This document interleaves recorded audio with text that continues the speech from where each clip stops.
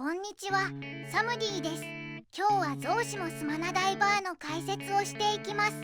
闇マナダイバーで300出したいというような声も聞きますので、速度を出す参考になればと思っています。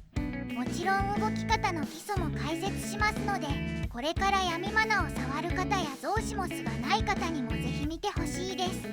動画の構成は最初に編成を紹介してからプレイ動画を見ながら動き方を解説していきます。では編成から見ていきましょう。フロントはオロロジャーやレディエル、レイ、裏は闇キコとフォルテを入れています。裏キャラはキコがいなければジャスミン、もしいなければ闇キャラを入れてください。ターンを回す編成なので家族性キャラを入れてエンドゲージが減ってしまうと火ダメが増えて動き辛くなってしまいます。それではフロントキャラの役割について見ていきます。まずはじめにオロロジャイアです。この編成はこのキャラの対応力によって成り立っています。1アビ中主人公通常攻撃時に2アビが発動してディスペルと弱体を入れてくれます。詳しくは口述しますが、01の2回行動によってディスペル2回や弱体7回が攻撃で解除しやすくなります。また強化後の3アビの対応力が凄まじく、これがあるだけで試練1つを何でも解除できるくらいの力があります。アビリティのものを使えば黒キリンなしでアビ12回を解除できて、3回行動を使えば6回行動や1億ダメを解除できます。奥義のものも奥義6回を解除できたりします。この編成では3回行動を6回行動に合わせて使います。理由としてはどのような状況でも必ず、しかも1ポチで解除できるからです。このアビなしで解除しようとすれば赤リンゴが2つ以上ついていることが必要になり、しかも解除にアビポチが必要になります。確実性を持たせることによって迷いをなくし、さらにアビポチを減らすことにより速度と安定の向上を目指します。次にフェディエルについて見ていきましょう。このキャラはもはやおなじみといった感じで皆さんもよくご存知だと思います。フェディエルの役割は3アビでの連、アックと2アビ自動発動による弱体解除です。レイで2回行動させた主人公とフェディエルに自動発動によって弱体7を攻撃のみや1ポチ攻撃で解除できます。また1アビも耐久を増してくれたり、フェディエル自体はダメージは出ませんが、このキャラがいないと成り立たないという縁の下の力持ち的なキャラです。最後にレイを見ていきます。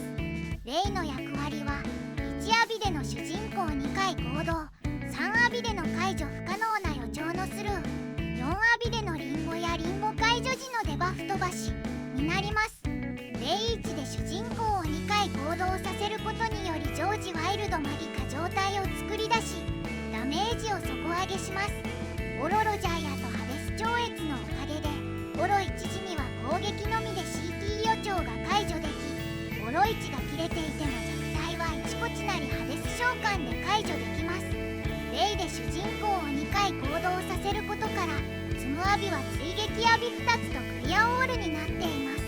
トライアドとジェイサーは同枠 20% 追撃ですが、3ターンごとに打つことで追撃を切らさず動くことができます。このようにアビポチを極力減らし、強いジョブであるマナダイバーを奥義オフで動かして速度を出すのが闇マナダイバーのコンセプトになります。ではここで武器編成について解説します。編成の用はオロロジャイア刀です。この重ね刃によって追撃を増やしヒット数と通常攻撃のダメージを上げています。5割近くある追撃のおかげで通常に寄せた方がダメージが出るという結論に至りました。その考えのもと終末第3スキルは極派にし風ワールドを採用しています。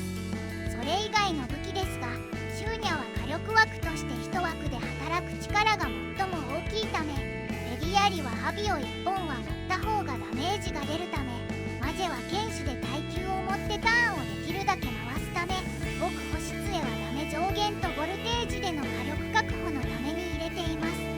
ドラコンは光変点がないのでダメージのために無属性扱ダメにしています。オメメガ杖第3スキルは上限にしていますが、耐久のために回復上限にしても全く問題ありません。さてルシゼロにおける重要要素である TA 率ですが、この編成ではオメガ杖連抜きで 72.4% あります。極星杖が主人公に乗った根なので、エディエルに乗る TA 率は 5% 引いて 67.4% になります。大事なものがあるので指輪耳飾りなしでも TA 確定となります。終末オメガの第2スキルですが、通常とアビを推奨します。奥義はほとんど打たないので必要ありません。最後はお待ちかねのゾーシモスです。ゾーシモスで重要なのは海録メタとザ・サルファーズになります。海録メタでつくバフはどれも強力で、追撃と上限でターンダメを底上げし、ブロックや幻影で耐久を持ってくれます。海録メタをできるだけ使いたいので、追撃以外のアビはクリオを TA 予兆のために温存するとき以外は浮き次第打っています。ザ・サルファーズの方はおまけのアビダメを出してくれ、アビ1500万を攻撃で解除できるというメリットにつながっています。以上のようにゾーシモスは闇マナダイバーにとって必須ではありませんが、最後の一押しといったところで強力な武器になっています。では次に石を見ていきます。ハデスが召喚時にデバフが2つ入るので、弱体解除に大きく貢献しています。他の石の役割ですが、トリプルゼロは奥義ごと解除不可能な予兆の中断、サリエルは奥義ゲージの確保、ルシフェルは回復、ベリアルは火力、メディエルは基礎火力と耐久です。ベリアルは HP が減ってしまうので、初めは代わりにグランデを入れてもいいと思います。ブロンハルマルを召喚して与えダメを上げるのもありです。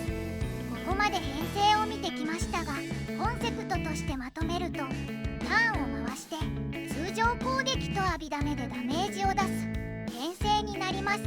では次は実際のプレイ動画を見ながら解説していきます。1ターン目に使うアビリティはオロイチさん、フェディーチさん、レイイチを生むシュイットライアドクリオになっています。ダメージが心配な方はハデスを召喚しても構いません。2ターン目以降は TA 予兆にクリオを温存し、追撃を3ターンごとに打ちます。初ターンに打てば 3N+1 のターンで打てばいいことになります。オロロジャイアの1と3、フェディエル1も基本的に浮き次第打って大丈夫です。CT についてですが、ここではオロイチがついている時の場合です。ついていない場合は HP トリガー後にお話しします。オロイチがついていると主人公通常攻撃でオロ2が出るため、攻撃でディスペルが2回、デバフが7つ飛びます。序盤は保険でハデスを投げるのをおすすめします。いよいよ 95% です。 TA4 はクリオを打って攻撃です。他のアビリティも打つターンであれば忘れないようにしてください。奥義2000万は03で受けます。エンドゲージが減りすぎてなければノーリスクで受けられます。アビ1500万はゾーシモスの場合攻撃で解除できます。ゾーシモスでない場合はアビダメを1つ追加してください。無事 HP トリガーを解除し終わったので、オロイチがついていない時の CT 解除について話していきます。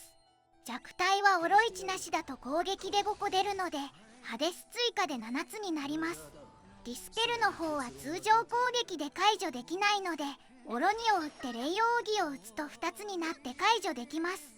速度が落ちるのと80の踏み方によっては奥義4回が解除できないので、無視するのも手です。部屋速と相談して判断します。以上が CT 解除の方法になります。それ以外は先に示した基準でアビを打って敵ギルシを召喚すれば大丈夫です。次は80以降の HP トリガーですが、ここは通常の出方で2つに分岐します。アビルートと通常ルートです。ここではアビルートについて話していきます。通常ルートは攻撃、デバフ入れて攻撃、攻撃の順で動けば問題ありません。ではアビルートの奥義4回から話していきましょう。奥義4回は01解除攻撃で問題ありません。サリエルを投げたりトライアドを打ったりしても解除できますが、01の方がリソースを後に残せるのでおすすめです。 TA4 回は01を付け直して扇を不攻撃です。動画では追撃を打つターンだったのトクリオが浮いたので一緒に打っています。40ヒットは攻撃で解除できます。ルシが持ったのがマブナ週末か神週末かで後の動き方が少し変わってきます。マグナ週末なら TA3 回が CT できます。攻撃していれば解除できるので動き続けられます。耐久と追撃だけ気にしてあとは殴りましょう。神週末の場合 CT が奥義4回になります。1ターン殴れば真ん中の2キャラはゲージが 60% ほど溜まってるのでサリエル投げオアトライアドでオモーロフェリで奥義を打ちましょう。神週末の場合奥義を打って60を見ると奥義5回の解除が少し難しくなります。 CT を見ていないタイミングの通常攻撃で60を踏むようにしましょう。次は60受けです。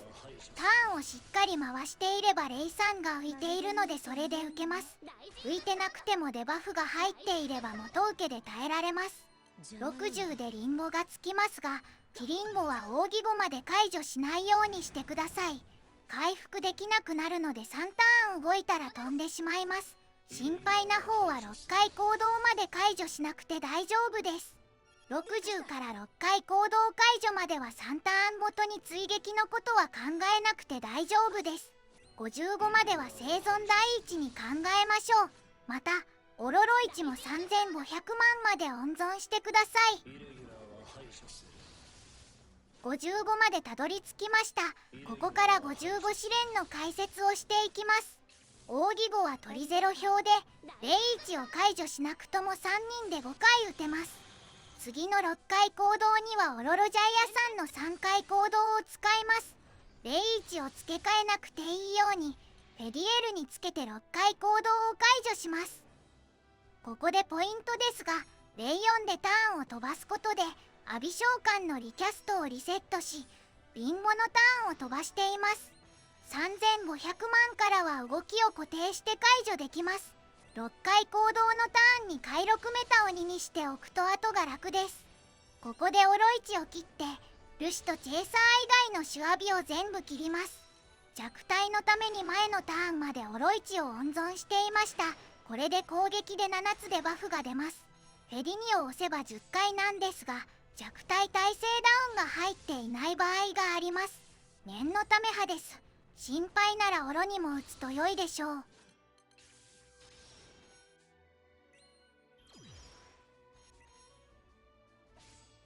FC は FC 打って解除です。溜まっていない場合は取り0裏か FC までに奥義を打って FC を貯めます。60ヒットはチェイサークリを打って解除です。追撃が1つついていれば攻撃で解除できる計算のはずです。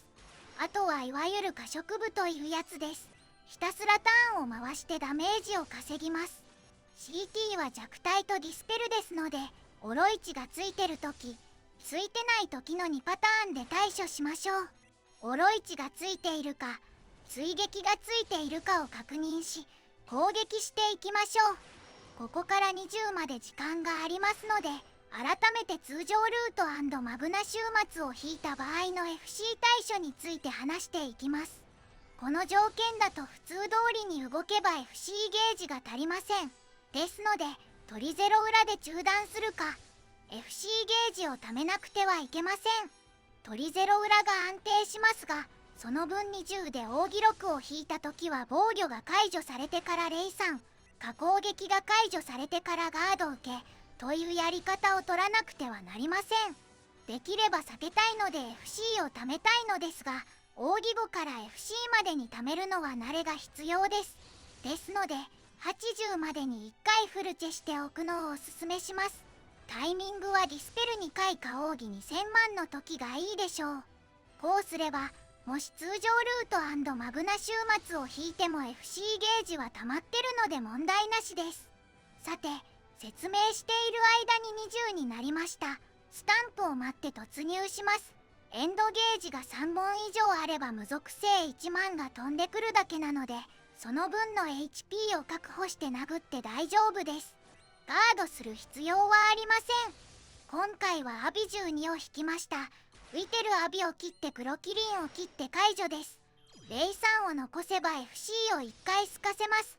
66ヒットなら追撃2つつけるオア追撃つけてアビなどで6ヒット以上させて攻撃。大記録なら取りゼロ裏打ちってガードです。ここからが闇の難しいところです。 FC がたまらずターンダメも出ないのでいかに FC を見ないかが重要になってきます。ここから FC を貯めておくかここまでに貯めておくかすれば1回は解除できます。ここから貯めるのは運とアドリブになるので、解除するなら20までに貯めておくのをおすすめします。基本的に取りゼロ裏は1億ダメ、他の解除できない予兆は03で受けます。 CT 予兆と HP トリガーを合わせると動くターンを増やしやすいです。気をつけるポイントとしては、攻撃が残っていたら HP トリガーでも総受けすると飛びます。残っていないで解録メタがついていると割と残ります。あと CT の方が HP トリガーより痛いので FC を受けたら全滅くらいに思って動くといいでしょう。そんなこんなでフェリーチやるし、ポーションを活用してできるだけダメージを出します。 FC を受けるとアンデッドがつくので回復ができないのも注意です。ここでアンデッドが切れてポーションが飲めましたが、あらかじめ飲んでおくべきだったかもしれません。 FC を貯めたので解除してフェリーチが打てます。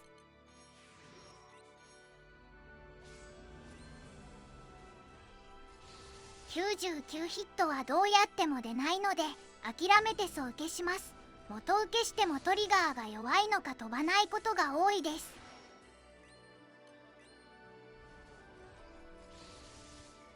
あとはもう早く殴ってしまって終わりといきたいのですが、ここはクリオを打った方が良かったですね。フロントが飛び遅延度が出たので応援効果を飛ばし勝利を信じます。今回は運よくに10以降で5億ほど出せました。ここまで動けるのは稀なのでいつもこう行きたいものですね。味方が飛ばしてくれ勝利です。ありがとうございました。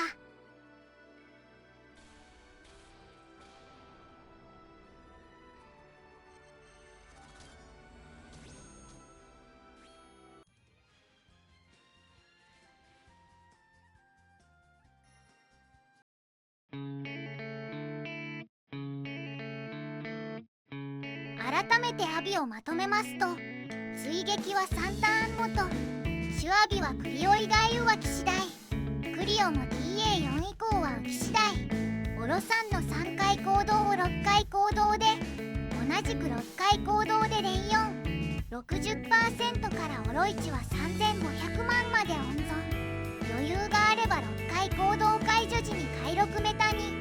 とりあえずこれだけ意識していればあとは慣れていけると思います。見ていただいたようにゾウシモスマナダイバーは分け300を出すことができ、速度を出せる編成だと言えます。ゾウシモスバフにブロックもあり耐久もあると言えます。しかし変転や回復を持つキャラを入れた編成に比べたら耐久自体は落ちます。しっかりターンを回してダメージを出すことがエア速を縮め、自らの耐久を持たせるためにも重要な編成だと言えるでしょう。何かご質問等がありましたら遠慮なくコメント欄、質問箱、DM などでお聞きください。ご視聴ありがとうございました。チャンネル登録よろしくお願いします。